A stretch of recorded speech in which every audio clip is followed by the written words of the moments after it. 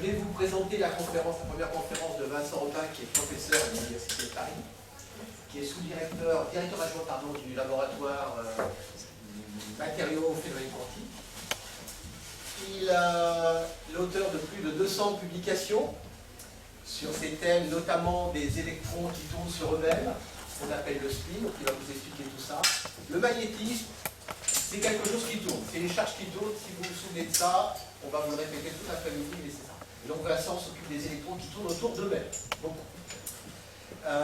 Vincent, ça fait la troisième fois qu'il vient à notre journée, donc il commence à bien le connaître. C'est donc un amateur à vulgarisation, il est professeur, il adore enseigner les sciences et il adore le partager avec le grand public. Et donc je suis particulièrement heureux de l'accueillir aujourd'hui. Vincent, je te donne la parole pour une quarantaine de minutes. Alors, est-ce que vous m'entendez bien au fond sans micro? Parce que vu qu'il y a eu Larsen, je crois que je préfère que tu l'éteignes.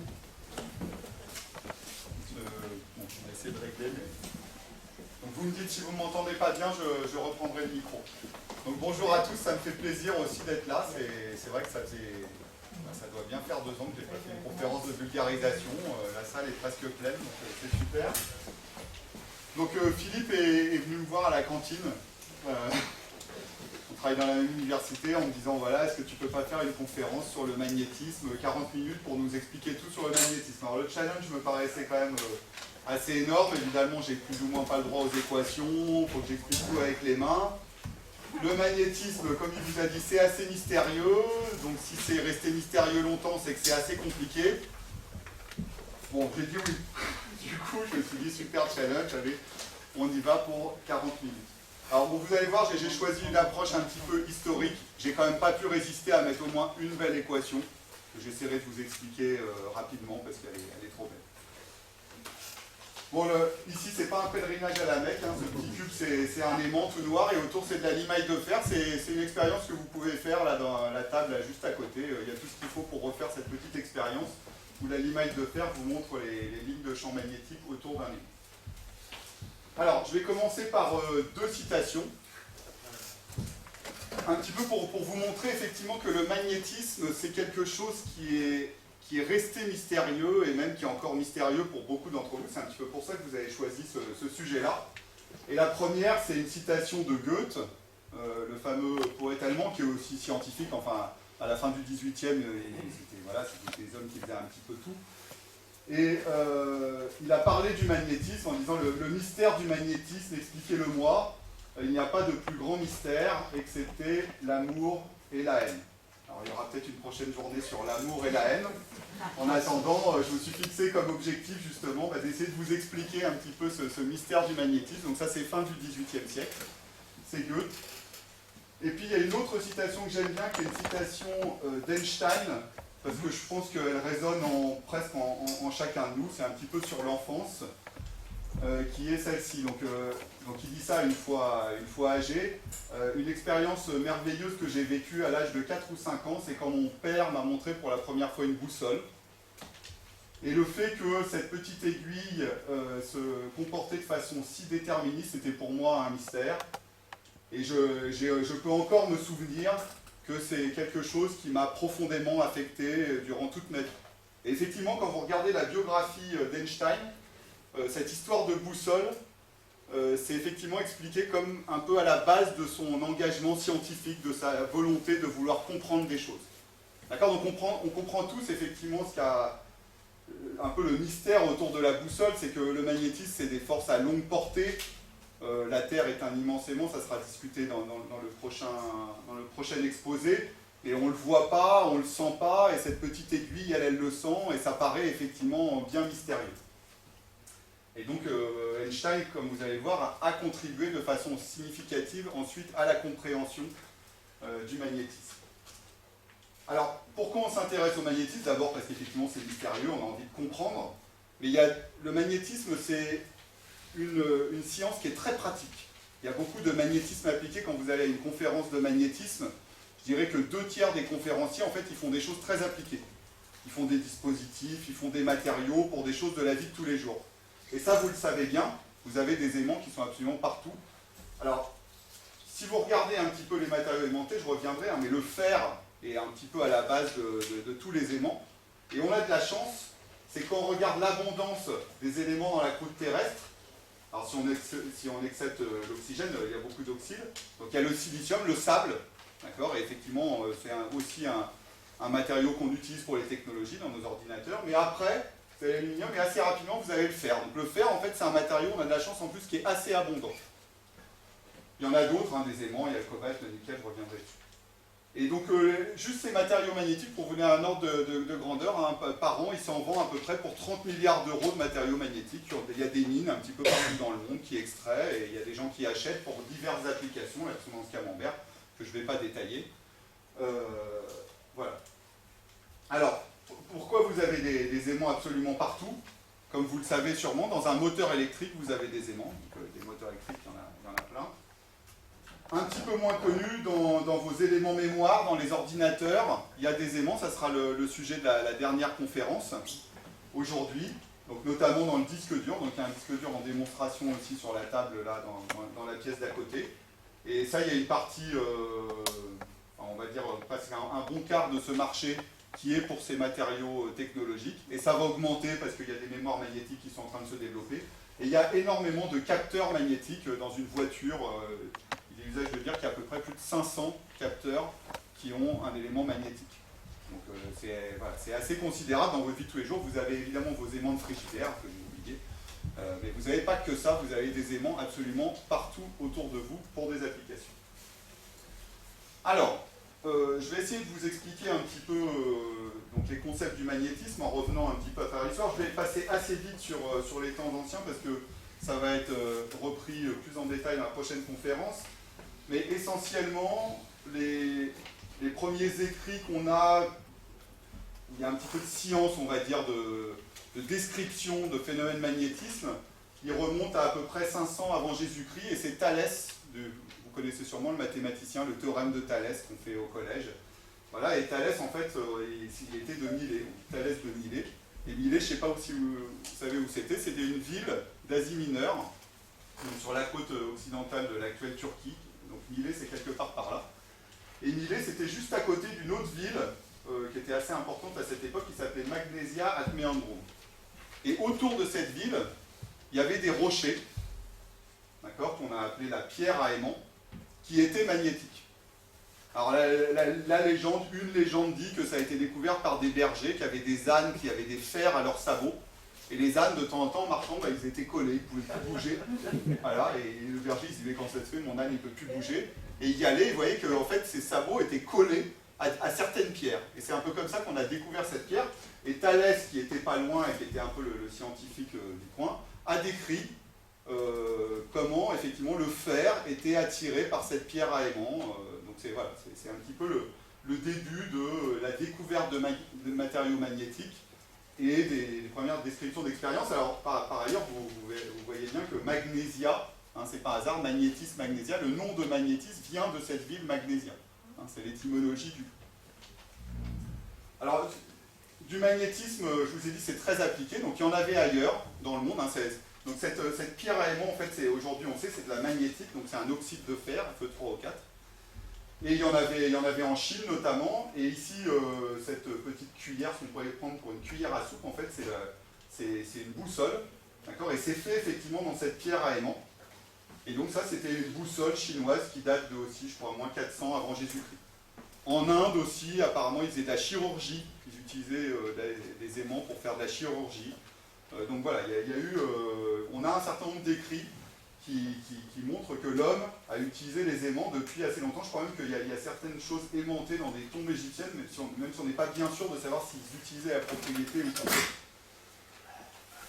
Alors là, donc là on est à moins 400 avant Jésus-Christ, là je fais un énorme saut temporel qui sera un peu comblé lors du prochain exposé, mais enfin pour moi, essentiellement, en science pure, il ne se passe pas grand-chose entre l'Antiquité et la fin du XVIIIe. Il se passe des petites choses à la Renaissance, hein, on discutera le prochain orateur, mais essentiellement pas grand-chose.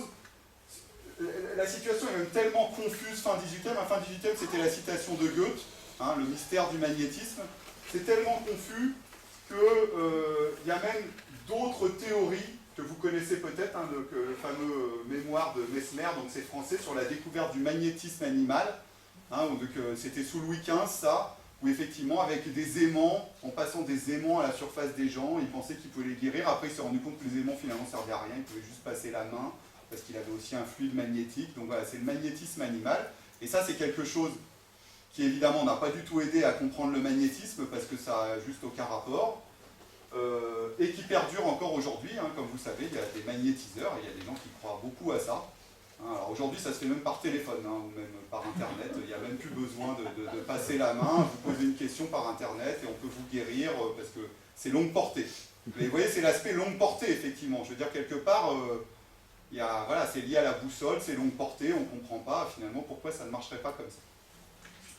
Alors moi, je ne vais pas vous parler de ça. Hein, je veux dire, il n'y a pas des aimants dans le téléphone?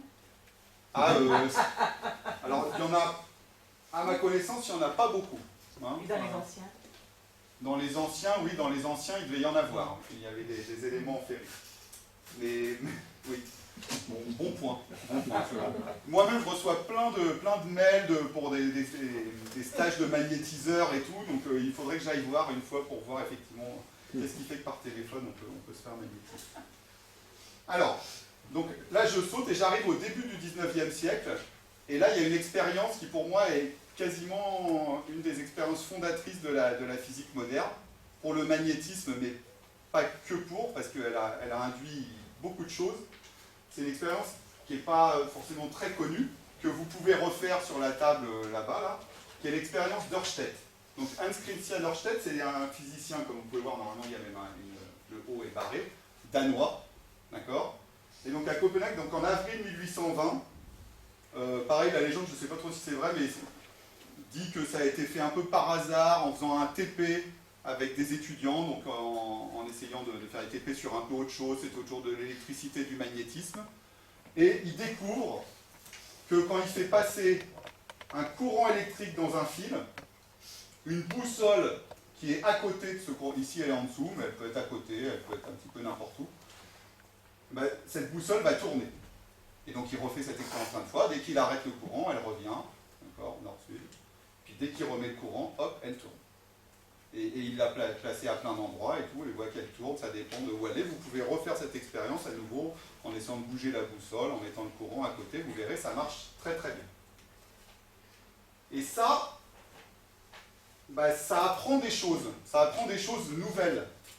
Parce que jusqu'à présent, les gens s'intéressaient à l'électricité, les gens avaient découvert les matériaux magnétiques, mais personne n'avait fait le lien entre les deux. C'était vraiment deux sciences qui étaient complètement disjointes.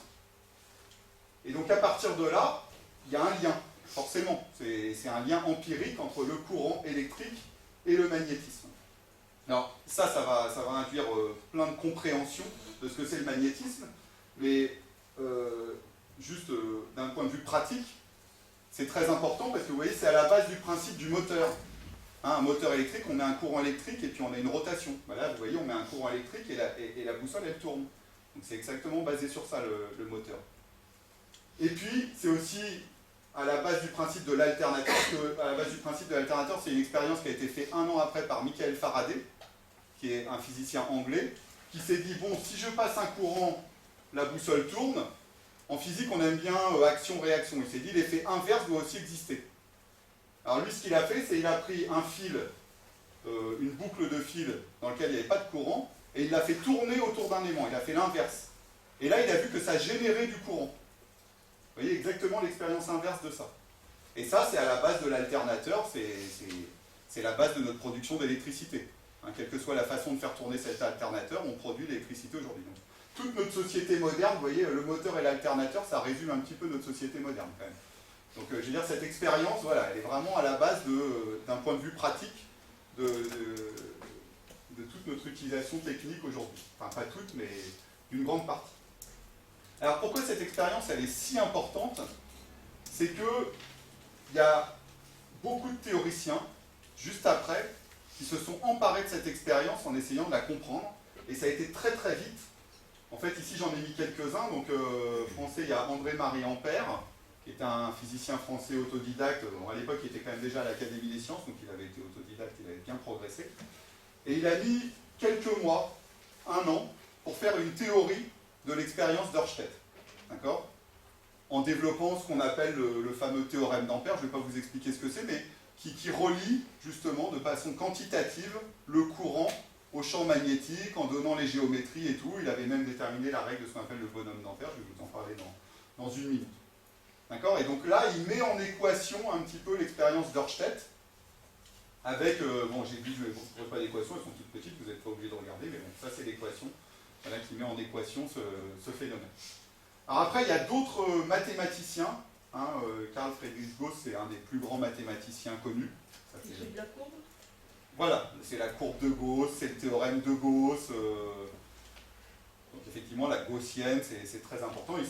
Il était surnommé même à son époque le prince des mathématiciens, hein, tellement il était fort et connu. Il est encore aujourd'hui reconnu comme un des plus grands mathématiciens ayant existé.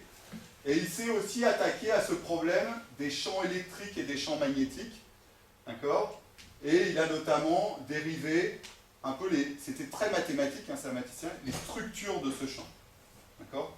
Et dans les structures de ce champ, il y a une équation qui est importante, que seuls les physiciens peuvent comprendre, c'est ce triangle à l'envers, un point et b égale 0, qui est divergence de b égale 0, mais qui dit quelque chose d'important, c'est qu'il ne peut pas exister de charge magnétique. Vous voyez, on fait un lien un peu avec l'électricité. Donc l'électricité, c'est des charges. Hein, c'est des charges électriques. L'électron a une charge négative, le proton a une charge positive. Et ces charges, elles créent un champ électrique. Donc c'est assez tentant de dire, ah bon, mais j'ai aussi un champ magnétique, alors finalement, pourquoi dans la matière, j'aurais pas des charges d'aimantation? Je sais pas, moi, je pourrais appeler un spinon une charge d'aimantation, et puis je pourrais avoir une charge d'aimantation positive, une charge d'aimantation négative, et dire finalement, le champ magnétique, ça marche un peu comme le champ électrique, sauf qu'il y a des sources qui sont des charges.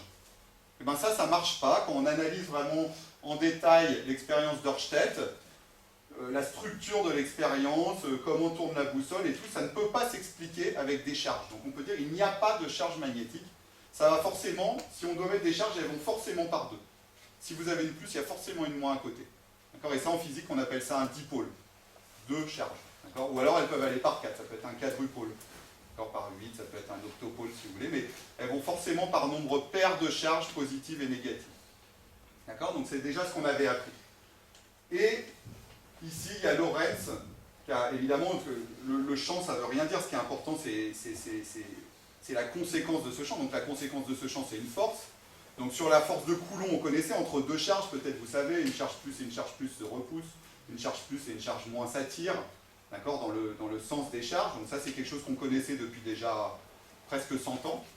D'accord? Et en découvrant ce lien entre le champ magnétique et l'électricité, on a découvert, d'accord, la force exercée par un champ magnétique, qu'on appelle la force soit de Laplace quand on prend un courant, ou la force de Lorentz ici quand on prend la vitesse des particules. Et vous voyez, sa structure est très différente. Au lieu d'être juste une proportionnalité entre la force et le champ, vous avez un produit vectoriel. Donc ça, pareil, c'est des maths, c'est un peu compliqué, mais ça veut dire que la nature, un petit peu comme ici le fait qu'il n'y ait pas de charge, la nature du champ magnétique est assez différente structurellement de la nature du champ électrique. Alors, de tout ça, vous pouvez retenir un seul truc. D'accord? Donc tout ça, ça donne lieu aux équations de Maxwell. D'accord? On est en 1865. Maxwell, vous connaissez peut-être, James Clerk Maxwell, qui est un physicien anglais, déduit, après tous les travaux de ces gens-là, les équations de Maxwell. Alors au début, il y en a 20.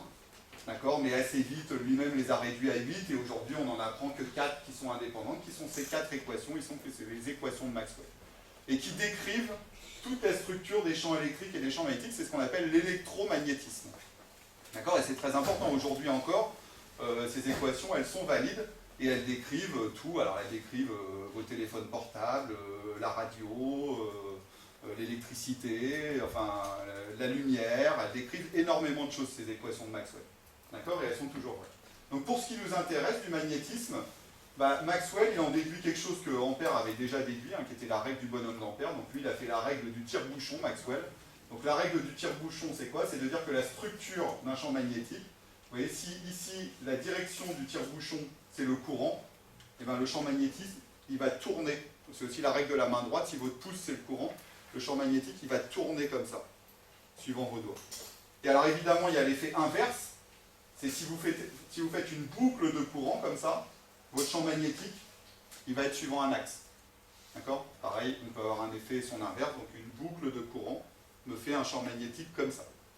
Donc vous voyez, tout ça, ça s'explique, ça ressemble un petit peu à un manège. Hein. Effectivement, quand on regarde cette force, qu'est-ce qu'elle dit? Elle dit que des particules chargées, elles vont tourner autour du champ magnétique. D'accord? Comme dans un manège, vous pouvez imaginer l'axe du manège, c'est un axe autour duquel tournent les chevaux. D'accord? Et bien le champ magnétique, c'est la même chose que l'axe d'un manège. D'accord? Mais autour de cet axe tournent des particules chargées. D'accord? Des électrons, des protons, n'importe quoi qui est chargé va tourner autour de cet axe du champ magnétique. Alors, on en est là, et ça nous apprend pas vraiment grand-chose sur le magnétisme dans la matière. Ça nous a appris quelque chose un peu sur le champ magnétique, la structure du champ magnétique. Alors, ce qu'on a quand même appris, c'est qu'une boucle de courant, c'est comme un petit champ magnétique. D'accord? Et donc à cette époque-là, les gens comprennent un aimant, par exemple le fer, voilà, un aimant de frigidaire, comme c'est quelque chose qui produit un gros champ magnétique, donc peut-être à l'échelle microscopique, c'est plein de petites boucles de courant qui tournent. Et chaque petite boucle de courant, ça fait un petit moment magnétique, et ce qu'on appelle l'aimantation, c'est la quantité volumique du moment magnétique, donc c'est le moment magnétique divisé par le volume. D'accord? Donc un matériau aimanté, ça sera un matériau dans lequel il y a plein de petites boucles de courant. Bon, a priori, c'est pas idiot, même quand on réfléchit à un atome, un modèle un peu planétaire d'un atome, c'est un proton autour duquel tournent des électrons, donc ça c'est bien une boucle de courant. Donc on pourrait se dire, effectivement, le magnétisme vient peut-être de ça. Alors, ce qui est un petit peu plus compliqué, c'est quand on prend, alors là, je ne sais pas si vous reconnaissez, là, mais ça c'est le tableau périodique des éléments. Il est un peu petit, mais là il y a voilà, hydrogène, hélium, et puis après voilà, il y a tous les éléments. Mais ici c'est un tableau périodique des éléments que j'ai colorié, d'accord? Que j'ai colorié en couleur en fonction des propriétés magnétiques des matériaux. Donc les gens à cette époque-là, on connaît déjà le tableau périodique des éléments, ils le classent et puis ils essayent de regarder comment ça réagit à un champ magnétique. Alors ça c'est quelque chose que vous pouvez faire aussi sur la table d'expérience en sortant. D'accord? Il y a un petit manège, bien sûr vous pouvez prendre des photos. Il y a un petit manège, et dans ce petit manège sont posées des petites capsules avec des petits éléments, des petits éléments. D'accord? Je ne sais pas trop ce qu'il y a, du fer, de l'aluminium, du cuivre. Et vous arrivez avec un aimant et vous regardez, est-ce que cette chose-là, elle est repoussée ou elle est attirée, d'accord, par l'aimant. Et vous allez essentiellement diviser le tableau périodique en deux, vous voyez, hein, il y a les jaunes et les blancs. Je parlerai des bleus après. Donc les jaunes, c'est ce qu'on appelle les matériaux paramagnétiques. Donc ce n'est pas des aimants permanents, mais par contre, si vous allez avec l'aimant et que vous approchez, le matériau il va être attiré par l'aimant. D'accord? Les autres matériaux, là, en blanc, c'est diamagnétique. Alors dia, c'est l'inverse, c'est-à-dire que quand vous arrivez avec l'aimant, ça va être repoussé par l'aimant. D'accord? Et puis vous en avez 4, d'accord, à température ambiante, qui sont le fer, le cobalt, le nickel et le gadolinium, qui sont ferromagnétiques. Donc eux, là, c'est des vrais aimants, eux. C'est-à-dire que vous n'avez même pas besoin d'approcher un aimant, ou alors quand vous approchez, c'est très fort, l'attraction. D'accord? Et donc un aimant est formé, ce qu'on appelle un aimant permanent, est forcément formé d'un de ces matériaux. Et puis bon, j'ai pas mis en vert, vous voyez, il n'y en a qu'un seul à température ambiante, c'est le chrome, c'est antiferromagnétique, on va passer. D'accord? Mais vous voyez que là, ça pose déjà un petit peu souci là, par rapport à mon histoire de boucle de courant. Parce que j'ai dit, bon ok, il y a des boucles de courant, c'est magnétique, mais là, vous voyez, ils n'ont pas tous le même comportement quand même. D'accord? Donc à un moment, il faut comprendre pourquoi ils n'ont pas tous le même comportement. Alors, il y a même quelque chose qui est plus violent que ça. Donc là, on est à la fin du 19e siècle, début du 20e siècle. Donc les gens, ils ont un peu cette compréhension, les boucles de courant. Il n'y a pas de charge magnétique, donc ok, tout va bien. Et, ah non, alors attendez, j'ai oublié quelque chose. Donc l'avènement de ça, c'est qu'on commence à bien comprendre quand même les matériaux magnétiques, comment contrôler les matériaux magnétiques, comment faire des champs magnétiques avec des courants, d'accord, comment faire des très gros courants. Et au niveau français, voilà, l'avènement de ça, c'est le projet de grand électroaimant de l'Académie des sciences, qui est confié à quelqu'un qui s'appelle Pierre Weiss, qui a beaucoup étudié le magnétisme. Donc vous voyez, il a fait un rapport en 1914, qui était théorique, d'accord, sur la construction d'un électroaimant. Donc un électroaimant, hein, vous pouvez jouer aussi avec des électroaimants sur le stand en sortant, c'est une boucle de courant. Donc une boucle de courant, je vous ai dit, ça fait un champ magnétique, d'accord, mais ça fait un champ magnétique qui n'est pas très très fort. Et on s'est rendu compte que si on mettait du fer au milieu de cette boucle de courant, ça a augmenté la valeur du champ magnétique. Donc c'est ça un électroaimant. Un électroaimant, c'est une boucle de courant à l'intérieur duquel on vient mettre un morceau de fer. Et évidemment, plus c'est gros, bah, plus c'est fort. Et donc, voilà, l'Académie des sciences, à un moment, pour des raisons que je vais vous expliquer après, veut construire un gros électroaimant. Et donc, Weiss conçoit les plans d'un électroaimant où il va y avoir 60 tonnes de fer. Donc, vous voyez, la partie en fer, là, c'est la partie conique, là. Dans les bobines, donc les bobines, elles sont là, elles sont refroidies avec des circuits d'eau. Donc, les bobines en cuivre autour, on va passer 400 ampères de courant. Et Weiss prédit qu'avec ça, on peut arriver à 10 Tesla de champ. Alors, je ne vous ai pas dit, hein, c'est l'unité du champ magnétique, le Tesla.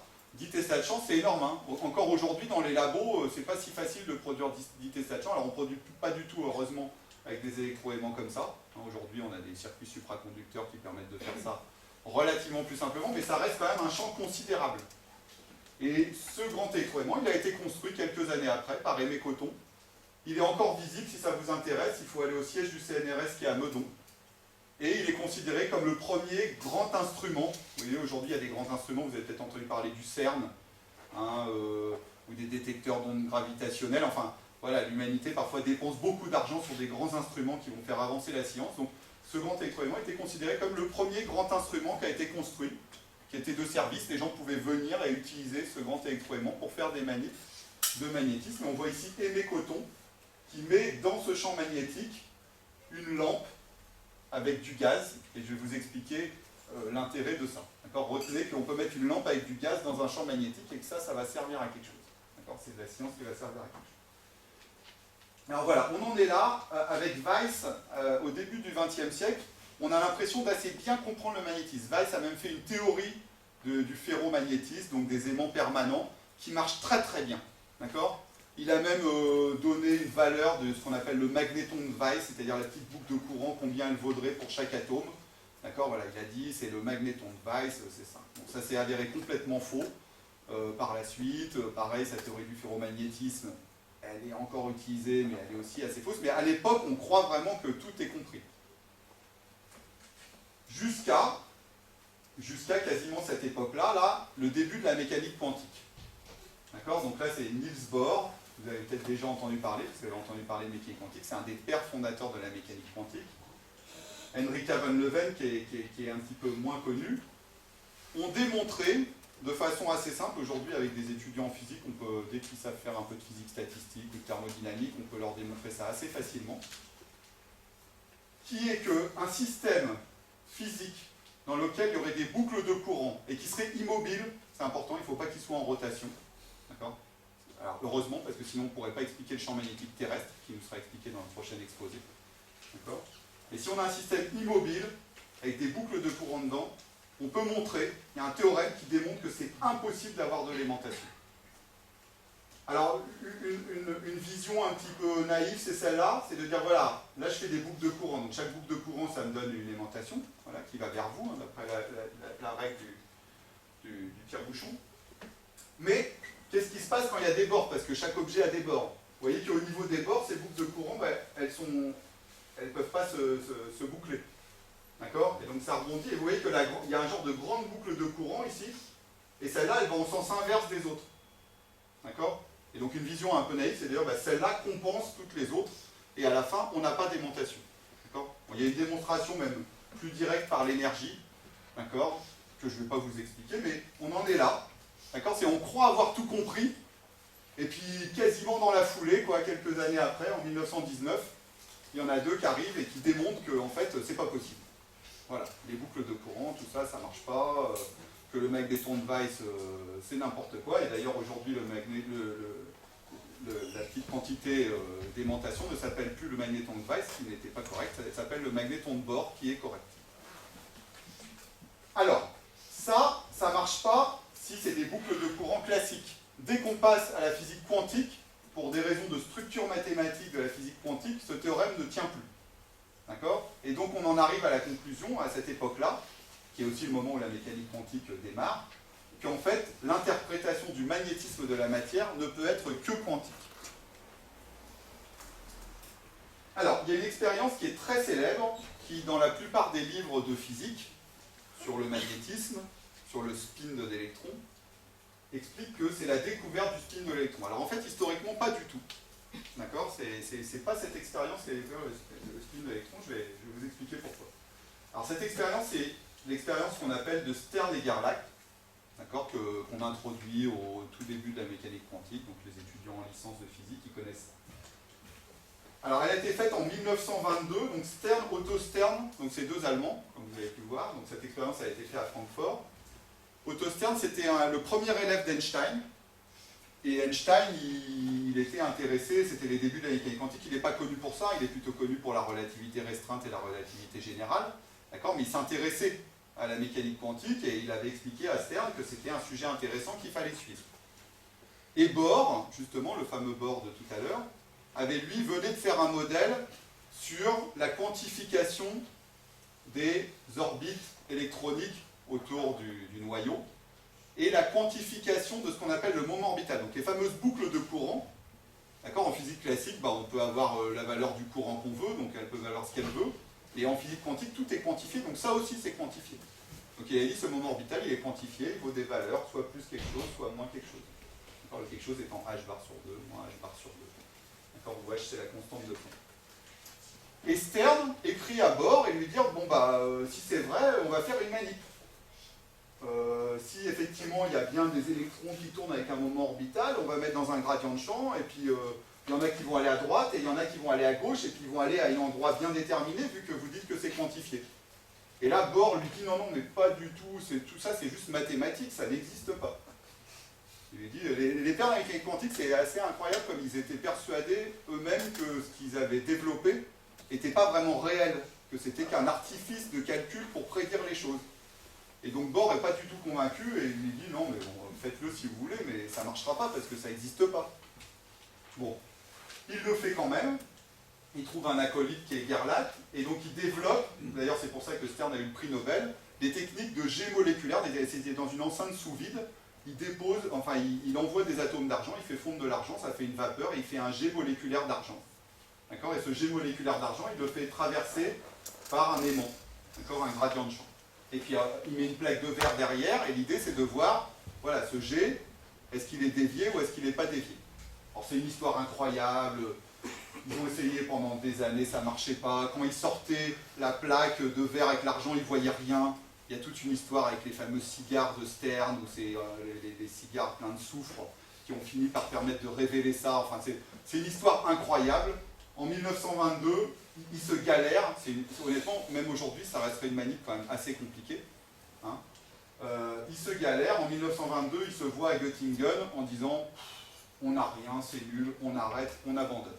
Voilà, ils décident d'abandonner. Et ce jour-là, Stern, par ailleurs, il a eu un poste de prof, je crois, à Munich, donc c'est plus trop son problème. Il a eu un prof de physique théorique, il est content, il a eu ce qu'il voulait. Et Gerlach, il se retrouve à Göttingen, et c'est la grève des trains. Il ne peut pas prendre son train pour revenir sur Francfort, il est bloqué à Göttingen. Et là, bloqué à Göttingen, il prend son temps, il a que ça à faire, et il réfléchit à son expérience, et puis il fait la liste de tout ce qui n'allait pas dans son expérience, les trucs auxquels il n'a pas le temps de réfléchir. Quand on a le nez dans le guidon, on y va, on fait le truc, et puis on ne réfléchit pas. Là, il est obligé, il s'arrête, il réfléchit, et il fait la liste. Et puis il revient à Francfort, il dit, allez, je me donne encore quelques semaines, là j'ai eu plein d'idées, et donc il fait tout ce qui est de ses idées, il réaligne tout, et pof, il obtient ça. D'accord? C'est-à-dire que ici, c'est le faisceau d'argent sans champ magnétique, et ça, c'est le faisceau d'argent avec champ magnétique, où on voit bien qu'il est séparé en deux parties. Et ça, j'adore ça. Ça, c'est une carte postale, instantanément. Il colle ses résultats sur une carte postale et il écrit à Bohr. Voilà, donc à l'époque, c'est pas un mail, il lui envoie la carte postale en lui disant « Bravo pour ta théorie, elle est valide ». Voilà, et Bohr, il reçoit ça, et honnêtement, il n'est même pas vraiment content. Il n'est même pas vraiment content parce que dans le même temps, alors donc ça, c'est pas le spin à l'époque, hein. Pour eux, c'est la quantification des boucles de courant, du moment orbital. D'accord? Et à l'époque, Bohr, il n'était pas content de sa théorie où il y avait une valeur plus et une valeur moins, parce qu'il était persuadé qu'il devait aussi y avoir une valeur zéro. Et effectivement, c'est vrai en mécanique quantique aujourd'hui. D'accord? On doit avoir une valeur plus, une valeur à zéro, une valeur en moins. Donc on doit avoir un nombre impair de traits. Et ici, il y a un nombre pair de traits. Et donc Bohr, il dit, mais... enfin bon, il n'est pas... voilà. Il dit, c'est bizarre ce nombre pair, ça peut être un canular et tout. Bon. Il laisse un peu tomber, et même Stern et Gerlach, pour eux, ils ont démontré la quantification du moment orbital. Alors en fait, c'est pas du tout le moment orbital, parce qu'on s'est rendu compte des années après qu'en fait, dans l'atome d'argent, il n'y a pas de moment orbital, pour des raisons un peu compliquées qu'on ne savait pas à l'époque. Le moment orbital est nul, et donc ça, c'est en fait la vraie découverte du spin de l'électron, mais on l'a su que 10 ans après. Alors, le spin de l'électron, il a été découvert un peu autrement, toujours avec une histoire de pair-impair. On revient à mon grand électroaimant où il y a Aimé Cotton là, qui mettait sa lampe dedans. Donc ça, c'est de la spectroscopie optique, c'est-à-dire les gens, à cette époque-là, ils regardaient l'émission de lumière de gaz. D'accord? Des hydrogénoïdes, des alcalins, enfin voilà. Vous mettez un gaz dans une ampoule, vous excitez, puis vous regardez l'émission de lumière.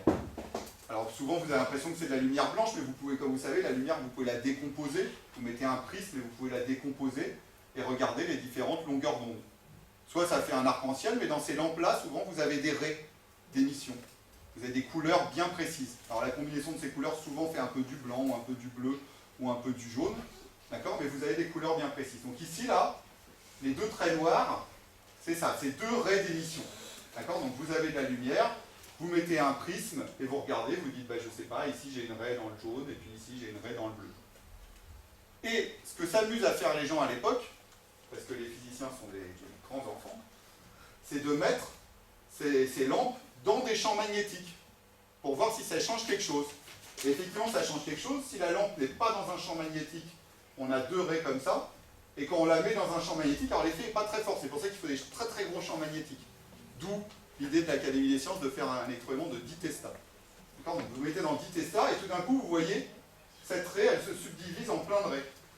D'accord? Et ça, on appelle ça les raies Zeeman. Et là, en fonction des gaz qu'on mettait, on avait deux types de comportements possibles. Soit on observait un nombre impair de raies, d'accord, qu'on a appelé l'effet Zeeman normal, et ça, c'est quelque chose qu'on comprenait bien, c'était la quantification du moment orbital. Justement, Bohr avait un peu amélioré sa théorie et tout, il disait un nombre impair de raies, je comprends, c'est la quantification du moment orbital. Mais il y avait d'autres éléments dans lesquels il y avait un nombre pair de raies. Vous, ça peut vous paraître, voilà, il en manque une, bon, il en manque une, c'est pas très grave. Ben si, pour les scientifiques de l'époque, c'était gravissime, surtout, et ils vérifient, hein. Ils vérifiaient sur la planète qui est pas intense, que je vois pas et tout, ils ont fait toutes les vérifications. Non, il y en a où c'était pair. Et ça, vraiment, personne ne comprenait. Et quand on ne comprend pas un truc, on dit que c'est anormal. Donc on a appelé ça l'effet Zeeman anormal. D'accord? Nombre impair de raies, non. Effet Zeeman normal, on comprend. Nombre pair de raies, effet Zeeman anormal, on ne comprend pas. Et donc la découverte du spin de l'électron, elle vient de là. Il y a Gudsmith, qui était un élève d'Ehrenfest, qui s'est attaqué à ça, qui était un peu un spectroscopiste, donc spécialiste un peu de la mécanique quantique, qui connaissait bien toutes ces données spectroscopiques, à qui Ehrenfest a dit, bon, bah, tu devrais bosser avec un gars qui connaît rien en mécanique quantique, Uhlenbeck, et qui par contre est un très bon physicien, il connaît très bien la théorie des groupes, enfin voilà, il sait modéliser, il est vraiment bon. Et donc il s'attaque à ça. Donc là, ils ne font pas de manip. Ils posent sur la table toutes les manips qui ont été faites. D'accord? Ils font un catalogue de tout ce qui a été fait.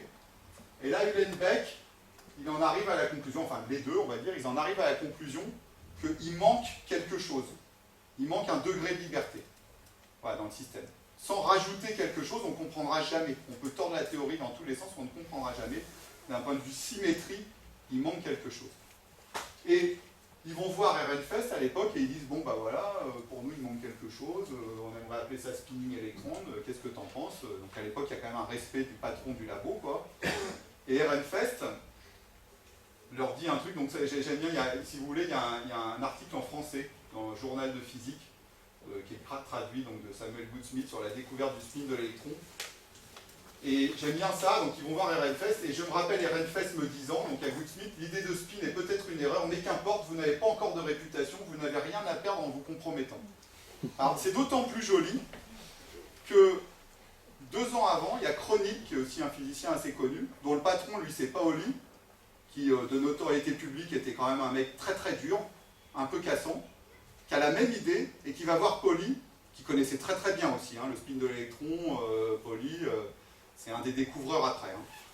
Mais il va voir Pauli, il lui dit ouais j'ai une idée, le spin, machin, degré de liberté, et Pauli lui dit c'est nul comme idée, surtout ne parle pas de ça, tu vas te ridiculiser, t'es ridicule. Et donc Kronig, c'est ce qu'il raconte après, il n'a jamais publié, parce que son patron lui a dit qu'il était nul. Bon. Et Ehrenfest, il a fait l'inverse, il a dit de toute façon vous êtes jeune, personne ne vous connaît, même si vous faites un truc nul, tant pis, enfin c'est pas très grave. Voilà, et j'aime bien sa conclusion, et il dit sans doute les débutants peuvent-ils en tirer la leçon qu'il n'est pas nécessaire d'être un génie pour apporter une contribution à la physique, bien que cela puisse être d'un certain secours.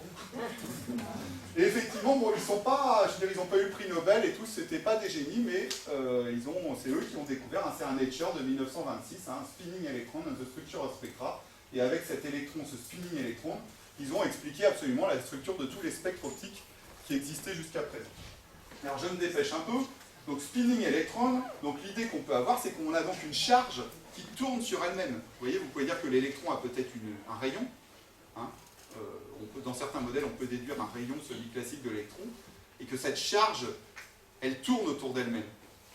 Et on a dit tout à l'heure, une boucle de courant, c'est un champ magnétique. Donc en fait, on pourrait en rester à cette vision-là, qui est un peu la vision, même encore qu'on a aujourd'hui, d'une charge qui tourne.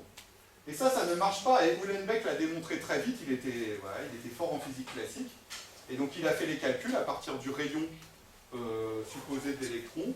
En tournant, il s'est rendu compte que la vitesse que devrait avoir extérieure, que devrait avoir l'électron, était largement plus grande que la vitesse de la lumière. D'accord? Et donc c'est pas possible. C'est pas possible. Ça ne peut pas être, le spin de l'électron ne peut pas être une vision d'une charge qui tourne sur elle-même. D'accord? C'est pas ça. Alors, c'est la seule équation que j'ai dit que je montrerai, je vais très vite. C'est juste pour dire, vous connaissez la blague, hein, que tout chimiste pense être un physicien. D'accord? Tout physicien se prend pour Dieu, de façon assez... Et Dieu se prend pour un mathématicien. Alors, dans cet état d'esprit, parce que dans les physiciens, il y a ceux qui sont assez pragmatiques, voilà, il y a les trucs ad hoc, Goudsmit et Uhlenbeck, il manque un truc, on le rajoute, et puis c'est bon, on est content. Et puis il y a ceux qui ne se satisfont pas de ça. Dirac, qui est donc presque plus un mathématicien, lui, il dit non, mais la structure de l'univers est mathématique, tout doit être beau, les symétries, ça doit être mathématique.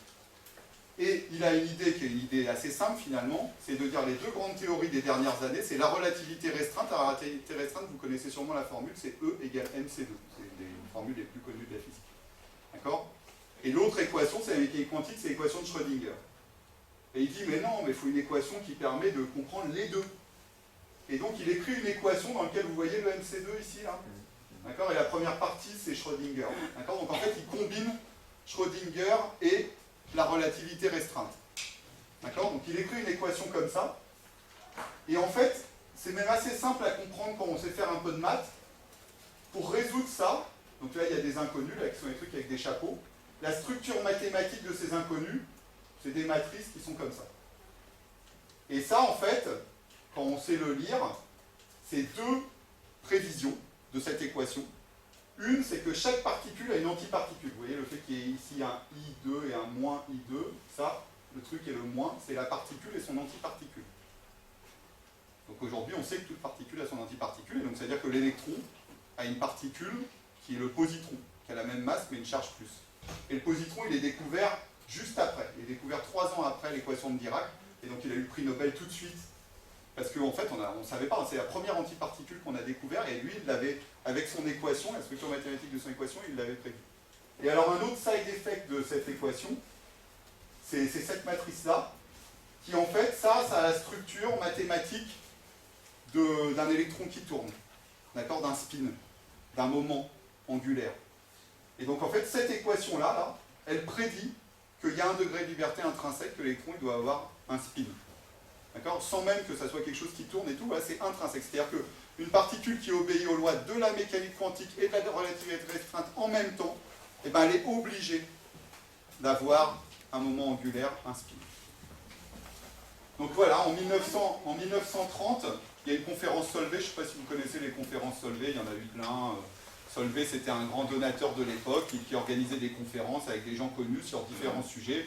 Il y en a eu plein sur la mécanique quantique qui ont fondé les bases de la mécanique quantique, il y en a eu sur la relativité. Et il y en a eu une en 1930 sur le magnétisme. Le président était Paul Langevin.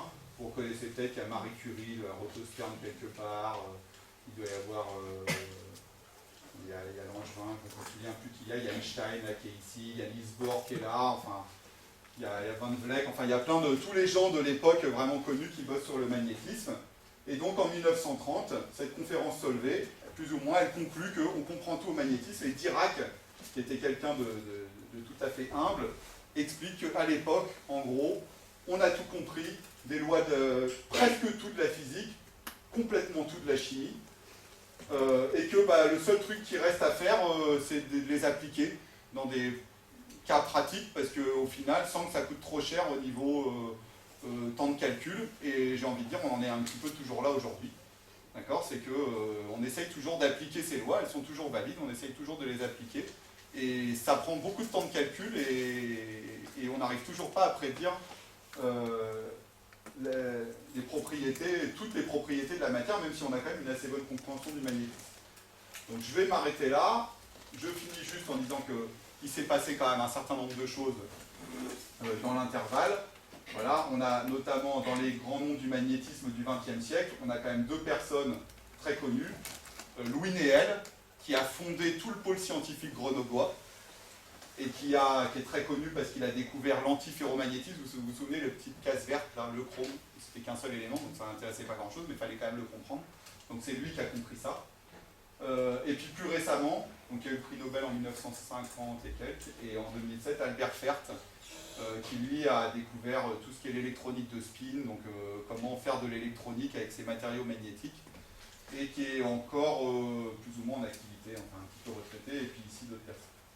Donc voilà, avec ça, j'ai terminé. J'espère que vous aurez appris quelque chose sur le magnétisme. Je vous ai parlé d'un certain nombre d'expériences. N'hésitez pas à sortir et à les faire vous-même, puisqu'elles sont présentes sur la table de l'autre côté, et je serai ravi de répondre à vos questions.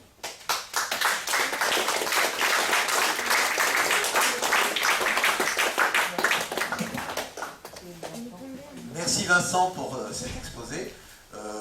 Vous comprendrez maintenant pourquoi je dis que c'est un spécialiste de la mécanique quantique, je pense. Voilà, j'espère que vous n'avez pas été trop perdu par la mécanique quantique, mais voilà, je pense que c'était quand même très clair. Donc maintenant, on a le temps pour quelques questions. Je vous laisse la parole, ne soyez pas impressionnés. Vous pouvez poser des questions de base. C'était supposé être un exposé de base, donc de la boussole aussi. Donc n'hésitez pas à poser des questions. Oui, madame. Je voudrais vous montrer une photo que j'ai faite et qui m'évoque l'expérience de Schrödinger au niveau de la mécanique quantique. Il y a quelque chose qui ressemble à ce graphisme. Là, c'est des gaz. Est-ce qu'il y aurait une relation entre les deux? Qu'est-ce que vous appelez l'expérience de J'ai Schrödinger? vu, Le chat de Schrödinger? Oui, oui, le chat, oui. Non, alors non. Donc la photo, voilà. Il y a un graphisme que j'ai vu, enfin, une conférence où j'ai été, où il y a lui et le nom, et le passage d'une information à un moment donné. Oui, alors non. Ça m'évoque un peu ça. Oui, alors non. Alors c'est intéressant. C'est intéressant. Effectivement, il y a un nombre pair. Alors effectivement, dans Schrödinger, le chat il est vivant ou mort. Donc il y a deux états. Donc il y a un nombre pair. Et effectivement, ici, donc cet effet Zeeman normal, il est dû au spin de l'électron qui prend deux états. Un état, on va dire, vers le haut ou vers le bas, puisque c'est un vecteur, d'accord? Donc, justement, c'est pas complètement un vecteur, mais donc... Et donc, il y a un lien, c'est-à-dire que ce spin qui peut avoir un état vers le haut ou vers le bas, ces deux états qui peuvent être, qu'on appelle intriqués, donc de la même façon que dans le chat de Schrödinger, on peut avoir un état vivant et un état mort qui sont intriqués.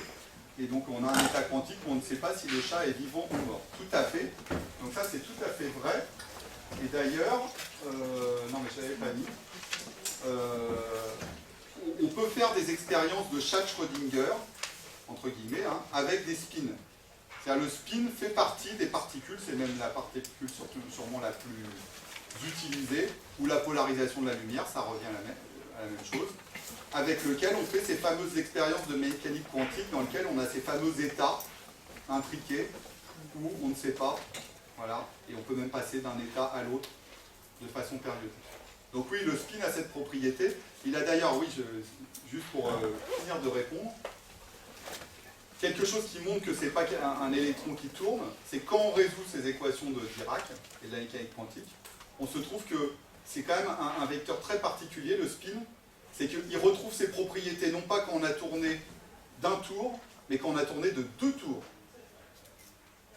D'accord? Et Feynman expliquait ça comme ça. Il imaginait que ma main là, qui tend vers vous, c'est le spin. Vous voyez? Je peux faire ici un tour, ça tend encore vers vous, mais vous voyez, mon bras il n'est pas pareil. Et là, je fais 2 tours. Ah, vous essayerez de refaire ça chez vous. Ouais, il nous a un peu eu là, mais bon. Hein.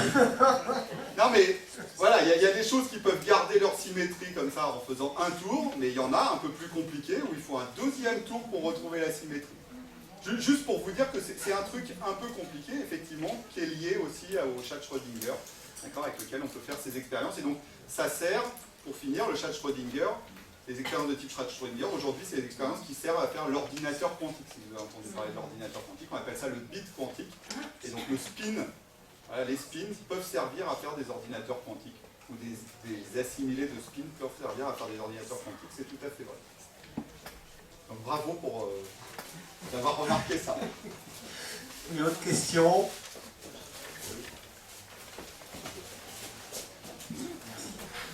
J'ai compris que la vision, on va dire, naïve du fait que le spin c'était l'orientation de l'électron, c'était ça, mais que c'était quand même lié donc, à une rotation, à une boucle. Et du coup, c'est quoi? C'est plus une orientation de l'électron? Comment est-ce qu'on peut se le représenter? Parce que en dehors du... J'ai compris que ce que c'était pas, Ouais. mais j'ai pas encore saisi exactement comment on pouvait se représenter ce que c'était. Alors ça c'est une bonne question. Concrètement, C'est plus une orientation de l'électron. concrètement, ça a une conséquence directe, d'accord? C'est que ça produit un champ magnétique. D'accord? Donc ça c'est sûr. Effectivement, ça peut avoir des orientations, ça va s'aligner avec le champ en fonction des axes aussi cristallographiques des matériaux. Ça peut avoir des orientations. Je veux dire, après, le décrire autrement que... C'est pour ça hein, que les gens disent que c'est un électron qui tourne, même si c'est faux. C'est que, à part de dire que c'est une algèbre qui sort d'une équation, Ça s'appelle spin parce qu'au début on croyait que c'était une ça s'appelle spin d'un point de vue historique. Ça s'appelle spin parce que l'article de Uhlenbeck et Goudsmit s'appelle spinning electron. D'accord, mais Ok. mais c'est pas forcément. C'est une Alors, représentation. ça a une structure de moment orbital. Donc ça a une structure de quelque chose qui tourne. Alors, si vous prenez une toupie, d'accord, et que vous regardez la structure mathématique de l'objet toupie, et que vous regardez la structure mathématique de ce qui sort de l'équation de Dirac ici, ça se ressemble beaucoup. D'accord?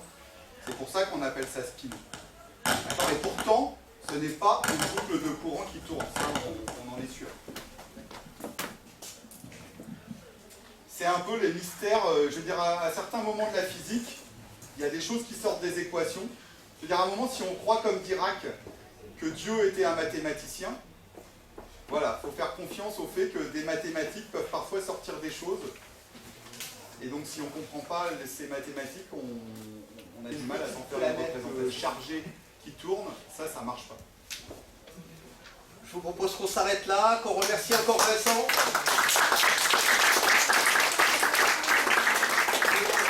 Dans 5 minutes avec la prochaine conférence que je vais vous présenter avec Benoît Lambert.